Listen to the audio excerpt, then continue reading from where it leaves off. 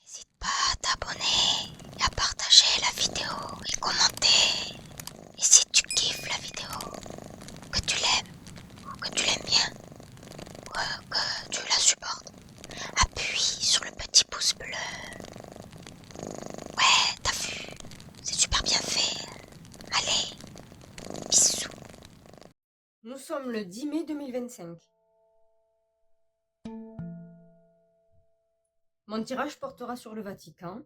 Donc, la question c'est, quel est le but du Vatican? Quel est le projet du Vatican, sachant qu'ils ont élu un nouveau pape désormais, donc Léon XIV. Donc, quel est le projet? Quel est le projet? Quel est le but du Vatican? Ou les buts?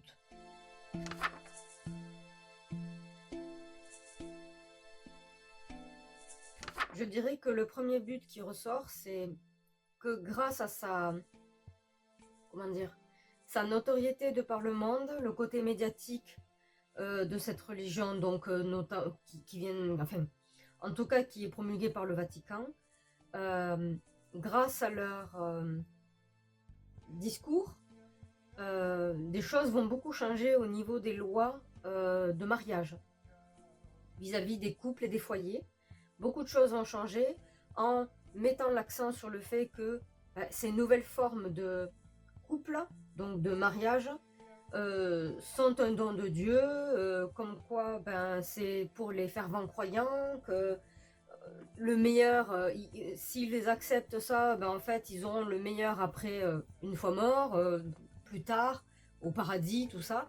Et en gros ce serait mis en avant comme de nouvelles lois dans des pays où ce n'est pas le cas, et certaines lois peut-être qui ne vont pas très très bien sur les nouvelles formes de couple et les nouvelles mœurs qui mis en avant au nom du paradis à gagner, du bon regard de Dieu. Voilà. Déjà ça c'est un de leurs buts. Ensuite, c'est vis-à-vis des...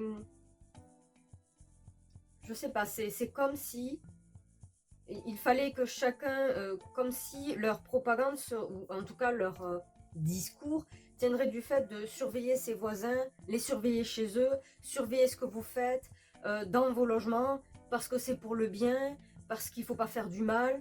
Donc en ce nom-là, pour éviter, pour que personne ne fasse du mal, eh bien, il y ait cette surveillance, qu'on mette en avant un peu la surveillance à domicile, directement dans la maison et par rapport à vos voisinages, à votre voisinage, mettre ça en avant parce que c'est ça la transformation, mettre en avant le transhumanisme, mettre en avant ces choses-là, le changement et le changement. Oui, le changement. Bien évidemment, il sera bien véhiculé qu'il n'y aura pas de jugement lorsque vous partirez vis-à-vis de Dieu. Il n'y aura pas de jugement si vous faites ça parce que c'est pour quelque chose de bien. Voilà, faites-le pour le bien, acceptez les choses pour le bien. Vous ne serez pas jugé à la fin des temps. Acceptez les transformations, acceptez les changements. Ce qui ne va pas aider, parce qu'alors là, par contre, il va y avoir un problème d'acceptation de cette façon de faire, parce que ça va à l'encontre même de la morale elle-même. A priori, ça va à l'encontre même de la religion de base elle-même. Parce que qui dit nouveau pape dit pas tiens, c'est une nouvelle religion. Non, le livre en question concerné par cette religion n'a pas changé, hein, c'est le même. Hein. Mais par contre, justement pour les croyants, pour ceux en tout cas qui se fient à quelques versets de la Bible, eh bien ça va poser un problème parce que ça rentre en contradiction entre ce qui sera promu par le Vatican et donc les membres, notamment le pape, et ce qui est écrit dans le livre sacré en question par rapport à la religion. Donc ça va rentrer en dissonance, mais ça va mettre l'accent sur le fait que vous ne serez pas jugé pour ce qui se passe à domicile, vous ne serez pas jugé parce que vous restant enfermé, vous aimez le confort et le matérialisme, vous ne serez pas jugé parce que comme vous aimez le confort et le matérialisme et la facilité, alors vous accepterez les transformations. Et les transformations, notamment transhumanisme, mais aussi le changement de mœurs dans l'esprit de la petite jeunesse, quoi, en gros. Parce que c'est des enfants de Dieu et tout ça. mais ça va pas plaire aux croyants qui, justement, trouvent que ça ne coïncide pas du tout avec le livre sacré en question, entre ce qui sera promu et ça. Et le fait qu'on leur dise qu'ils ne seront pas jugés. Je vais faire un raccourci, en gros, le Vatican parle à la place donc de Dieu et dit c'est bon, on a tout fait, c'est tout bon, vous pouvez y aller, carton plein, vous ne serez pas jugés. C'est nous, on décide. Donc en gros, et c'est pour ça que ça ne va pas du tout avec les croyants. Ici, le Vatican, donc, et leurs membres, je mets le pape dans ce lot aussi, puisque c'est lui qu'on met en avant quand il va faire ses discours, hein, et qu'on filme à chaque fois qu'il y a un déplacement d'un membre du Vatican, arrivera à faire en sorte, il a la force pour lui pour ça, justement, il a du bagou pour faire ça, à faire en sorte petit à petit de faire en sorte que les gens culpabilisent beaucoup. Et il arrivera à trouver le petit truc, les petits trucs qui feront qu'ils culpabiliseront. Et donc, de ça, il sait très bien où ça va en venir. Et les gens eux-mêmes ressentent là où ça va aller. Et a priori, je pense très fortement qu'on va vraiment, grâce à la religion, les culpabiliser sur leur comportement, les culpabiliser pour qu'ils restent enfermés au nom de ce qu'il y a, hein, donc la création de Dieu, et si on va par là, du coup, l'écologie, le réchauffement climatique et tout ça. Donc, le Vatican a cette mission. Je ne sais pas s'il l'avait déjà avant, puisque j'ai jamais tiré dessus, mais a priori, le Vatican a cette mission, et il a plutôt sa force pour ça, justement, parce qu'on parle de la création de Dieu, et donc c'est un argument qui sera mis en avant. Il va petit à petit faire en sorte, justement, à ce que les gens finissent par culpabiliser de ce qu'ils sont, de ce qu'ils font, de ce qu'ils pensent, avec qui, enfin, leur existence même. Ils vont culpabiliser. Et ça, le Vatican sait très bien où ça va, hein, de toute façon, c'est la pitié. C'est très bien où ça va, c'est vis-à-vis d'un futur attendu, de toute manière. Mais ça a l'air vraiment de fonctionner pour ce qui est des croyants, et des croyants qui sont déjà croyants, et peut-être même les futurs. Justement, on attend qu'il y ait un peu plus d'adeptes pour avoir un discours un peu plus impactant. Voilà. Ensuite, ici, et je pense que c'est toujours le cas, ce sera mis en avant vis-à-vis du réchauffement climatique, le changement écologique, tout ça. Et donc, tout ce que ça engendre et que tout le monde n'arrête pas de répéter sur l'existence humaine et tout ce qui va avec. Voilà. Donc là, c'est de la chimère, c'est essayer de chasser la chimère, essayer de...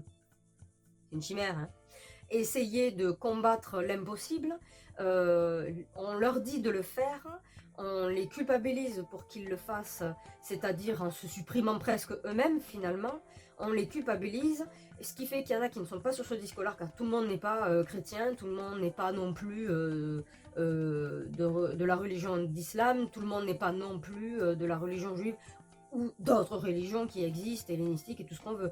Tout le monde ne l'est pas. Il y a beaucoup d'athéistes aussi. Là, et le problème, c'est que entre les athéistes qui ne sont pas croyants, hein, les athéistes, pour certains athéistes par exemple, je donne un exemple, hein, qui croient fondamentalement, qui sont très convaincus, si vous voulez, du réchauffement climatique, de l'écologie, et donc de ce qu'il faut faire, de ce que le gouvernement décide de faire, sont très convaincus, ne sont peut-être pas croyants en Dieu, mais voilà, se retrouvent face à des croyants en Dieu qui, eux, peut-être ne vont pas, certes, vont se retrouver dans une dissonance profonde vis-à-vis de ce qui a été dit auparavant, mais par contre, ont peur du lendemain et ont peur du jugement de Dieu. Donc, vont se retrouver ensemble sans être un croyant et sans être et en étant croyant sur le même sujet au final de la finalité, l'écologie, le réchauffement climatique.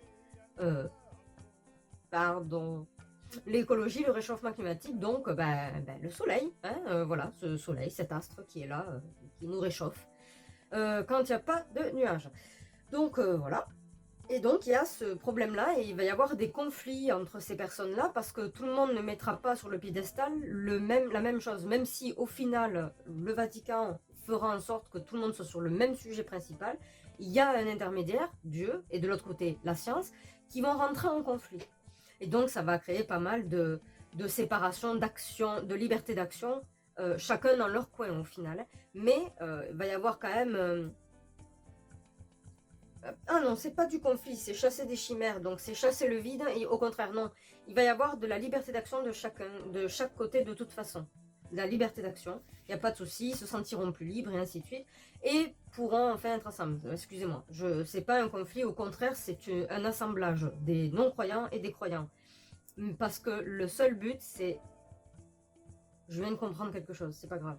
Parce que le seul but à la fin, c'est le réchauffement climatique et l'écologie. Voilà.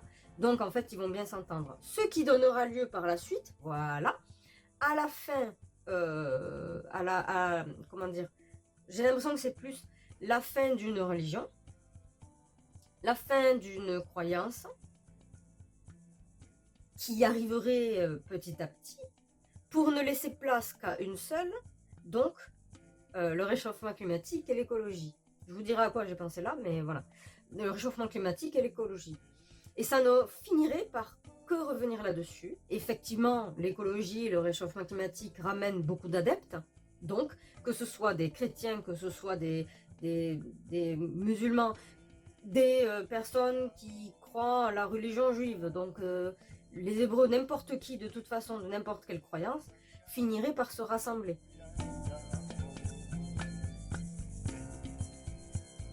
Et tout ceci donnerait fin à la croyance, la religion de toute façon, parce que finalement il n'en restera plus qu'une, c'est le réchauffement climatique.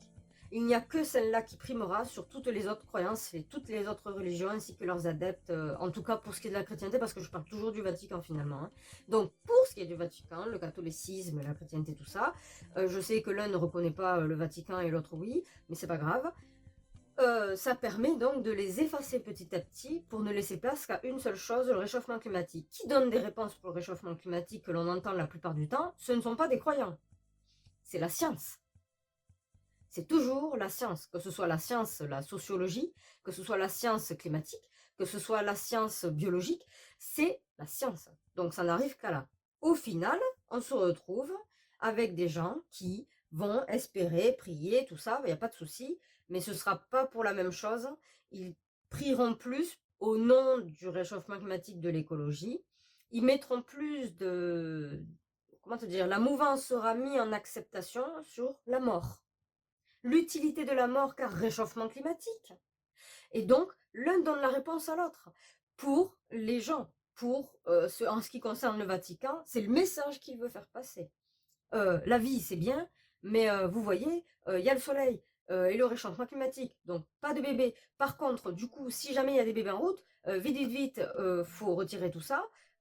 Et ensuite, hein, pour ce qui est de la vie en elle-même, quand quand on est adulte, quand on n'est pas bien et tout ça, vous comprenez, on consomme du coup des médicaments, on se fait soigner et tout ça. C'est pas bon pour le réchauffement climatique. Du coup, on met en avant la faim, la mort. Ça devient une croyance en laquelle on pense que justement on pourrait encourager. Je pense que du coup c'est le boulot, ça va être le boulot, un des projets du Vatican pour le temps que le pape existe, durant tout le long de sa vie jusqu'à dans son dernier soupir, mettre en avant les personnes qui sont en grande difficulté. Certes, c'est un handicapé, mais voyez-vous, on peut être déclaré handicapé sous quelconque forme aujourd'hui. Le codex est de plus en plus grand. Hein.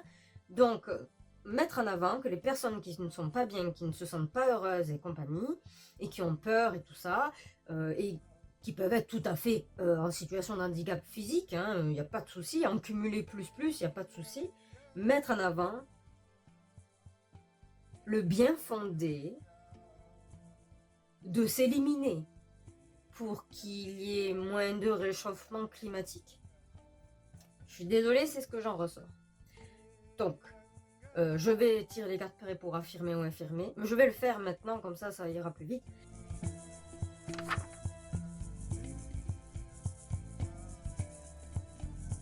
Je ne change pas ce que j'ai dit, donc le résumé là que je vais faire, puis après il y aura une conclusion de toute façon. Les projets, parce que du coup il y en a plusieurs, les projets du Vatican sont changer les mœurs, faire rentrer ça dans l'esprit des gens. Donc qui dit Vatican dit les croyants et les futurs croyants de toute façon. Donc faire accepter les nouvelles mœurs, donc les nouveaux mariages, les nouvelles formes de foyer à toute la population, car le Vatican n'est pas juste italien, c'est vis-à-vis d'une religion qui est dans le monde entier. C'est pas ciblé que sur un pays. Hein. Voilà, donc le monde entier, le fait de mettre en avant le consumérisme de toute façon, le fait d'expliquer que c'est une nouvelle renaissance, une espèce de nouvelle religion, c'est comme du néo-catholicisme, du néo-christianisme, je sais pas, mais ce serait ce qui serait mis en avant, de nouvelles mœurs à domicile, dans les foyers, vis-à-vis des mariages et ainsi de suite. Les règles changent là et ça permet justement d'établir de nouvelles lois, de pousser à de nouvelles lois qui changent ces mœurs-là. Je sais pas comment ils vont le justifier, a priori je suppose... Bref, je vais pas faire de suppositions, on s'en fout. Donc, là c'est un fait. Ensuite, expliquer que accepter le fait d'être enfermé, accepter le changement, accepter toutes transformations possibles, c'est bien, vous ne serez pas jugé, ne vous inquiétez pas. On a eu un coup de fil de Dieu, il nous a dit c'est cool. Donc, vous ne serez pas jugé, quels que soient les changements à domicile, quel que soit l'isolement dont on fait part, quel que soit l'abus de confort que l'on fera, du moment qu'on reste enfermé, tout va très bien, qu'on accepte le changement. Ça ne plaira pas aux citoyens, ça va créer une espèce de contradiction complètement logique entre le livre sacré et le monsieur qui parle. Ça ne sera pas bon. Ça va même créer pas mal de petites névroses également. Névrose, ça va rendre malade les gens possiblement. En tout cas, je parle toujours pour les croyants et les futurs croyants, donc juste les croyants. Point. Ça ne leur ira pas parce que c'est un peu comme si on leur disait... c'est un peu comme si le pape qui dit un truc, c'est ah mince alors du coup c'est compliqué parce que moi qui pensais Dieu, morale, leçon de vie et compagnie, je me retrouve avec quelqu'un qui me dit Dieu il a dit c'est bon, vous pouvez y aller, il va pas vous punir. C'est quand même bizarre, surtout quand on parle à des croyants quoi, vraiment. Donc il y a un problème à ce niveau-là d'accepter le changement à domicile, d'accepter vous ne serez pas jugé si vous êtes des larves dans un canapé qui avait tout à portée de bouche. Car c'est le cas, voilà. Ce n'est pas grave, hein, il vous aime. Et quel que soit ce que vous consommez également, il vous aime. Voilà, vous ne serez pas puni, il n'y aura pas de jugement. Terminado. Ensuite, effectivement, faire en sorte que le reste des autres personnes culpabilisent. Il faut culpabiliser parce qu'il y a le réchauffement climatique, il faut culpabiliser parce que c'est votre faute, parce que... on vous a dit que l'avenir n'était pas joli, que vous alliez prendre je ne sais combien de degrés, que tout allait mourir et tout ça, c'est votre faute. Et ça, il a la force pour lui en fait. Apparemment le Vatican est très très fort sur ce message-là de toute manière. Pour tisser cette petite toile de vengeance, hein. C'est pas une vengeance, mais pour tisser cette petite toile, vous voyez à la fin là, de son balai, il y a un pic. Et en fait, elle tisse son balai, la partie que l'on voit, elle est triste. Et elle tisse une pique à la fin. Voilà. Donc, pour moi, c'est une sorte de... On tisse sa toile. Elle est vicieuse, cette toile, mais on la tisse. Et ils ont cette force pour eux, c'est de toujours répéter la même chose et de mettre ça en avant. Et donc, culpabiliser. Ensuite, ici... Oui, à force de chasser le rien, à force de chasser l'impossible, donc poursuivre des moins de degrés dans le futur, poursuivre le fait que, ah ben dis donc, il n'y aura plus du tout de CO2, on va tout faire pour ça, ce qui n'est pas possible de toute façon, eh bien, oui, effectivement, ça va rassembler autant les croyants que les non-croyants. Pourquoi? Parce que dans les deux cas, on parle de réchauffement climatique. Et je vais vous dire à quoi j'ai pensé là. Quand je dis réchauffement climatique, forcément l'image c'est un soleil. Et ça m'a fait penser tout à l'heure là les deux reviennent au même point, c'est-à-dire le soleil. Voilà. Ça m'a fait penser aux anciennes religions qui je suppose existent encore, hein, j'en sais rien. Comme je crois c'était Ra ou d'autres religions où il y a du polythéisme et qu'effectivement chaque dieu représente un élément et d'autres choses, mais il y a notamment surtout le dieu qui concerne le soleil. Voilà, mais je sais pas, ça m'a fait penser à Ra. Ça m'a fait rire parce qu'au final on revient à Ra. Au final, de le dieu ceci et le réchauffement climatique cela, on en revient ils veulent en revenir à ça. Quoi. Donc bref. Finalement, les deux vont cohabiter, coexister. Manque de peau, est-ce qu'il y a plus d'athéistes que de chrétiens et catholiques? Je pense que oui. Ça dépend de quel pays, mais je pense que oui. Donc l'athéisme mangera finalement petit à petit, sans le vouloir, mangera la chrétienté, le catholicisme, les évangélistes et tout ça, donc dans la population. Et au final, qu'est-ce qu'on s'en fout? On peut supprimer cette religion, on peut l'effacer un tout petit peu, la modifier abondamment, du coup t'effaces l'ancienne religion, hein. La modifier abondamment car tout le monde est d'accord sur un seul point, une même pensée, un seul but, réchauffement climatique, écologie, voilà. Et au nom de cela, de ce fait, accepter la fin de vie parce que, vous comprenez, il fait trop chaud, ça va pas, et il faut débarrasser le plancher. Et donc sera mis en avant effectivement, et ça deviendra à la limite, alors c'est l'impression que ça me donne, hein, une croyance envers ce que les gens vont prier effectivement, c'est la fin de tout, la fin de la vie elle-même, au nom de libérer les gens qui se sentent pas bien.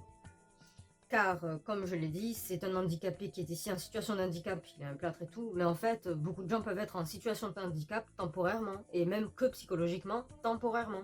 Mais c'est pas grave, comprenez, les pauvres, ils sont pas bien, on va les aider. Voilà, alors on met ça en avant, la mort c'est cool, l'oisiveté, la consommation à outrance, du moment que vous restez à la maison, c'est cool aussi. Et vous en vouloir et culpabiliser tous les jours jusqu'à votre dernier soupir, c'est cool également, voilà.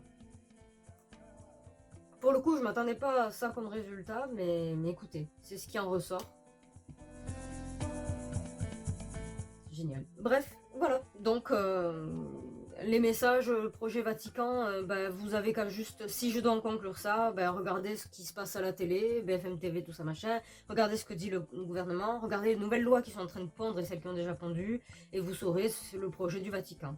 Et a priori, je suppose que c'est pour, peut-être, je sais pas moi, des gens qui n'ont pas la télé à la maison, ou qui ne la regardent plus. On pense aux croyants aussi, parce que la croyance, c'est fort. Et donc, du coup, ils se rejoindront là-dessus, d'après ce que je comprends. Mais là, vraiment... Oui, on dit que c'est une renaissance aussi, mais dans le contexte, moi, je vois plus de la mort, hein. Cette carte représente aussi la renaissance, tout dépend ce qu'il en suit. Mais là, je ne le vois pas du tout. Je vois plus le fait qu'on mette en avant et qu'on modifie des religions pour que non plus la vie soit vénérée, mais surtout le soleil et la mort. Voilà. C'est ce que j'en conclus. Et les premiers auxquels on va penser, et mon Dieu, en fait, c'est pas les premiers, mais beaucoup vont devenir sans même qu'ils s'en aperçoivent, c'est les gens en situation de handicap, physique ou mental, physique et mental.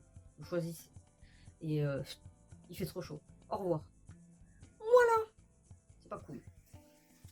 Alors, je vous laisse avec la conclusion là tout de suite. Et si vous avez aimé la vidéo, je sais, c'est pas gay quoi, hein, vraiment. Mais si vous avez aimé la vidéo et ça concerne le monde entier, je vous invite donc à le partager. Si vous avez apprécié, appuyez sur le petit pouce en l'air. Et à vous abonner pour être au courant quand je sors mes vidéos. En général, c'est le dimanche et le jeudi. Dimanche vidéo complète, jeudi vidéo courte. Mais ça dépend de mes dispositions, ça dépend de mon état, car je ne tire pas pour tirer. Je tire par curiosité. Je tire parce que je me pose une question qui me trotte et j'ai le cœur qui va avec. Donc, du coup, si vous avez des suggestions également de tirage, comme on me l'a déjà fait, je vous invite à les écrire en commentaire. Si vous avez des, je sais pas moi, des détails, des choses à m'appuyer, des petites informations en plus de cela à me partager, pareil, en commentaire, je prends tout. Vous aimez pas, je prends le commentaire. C'est pas grave. Donc, voilà, je vous laisse avec la conclusion.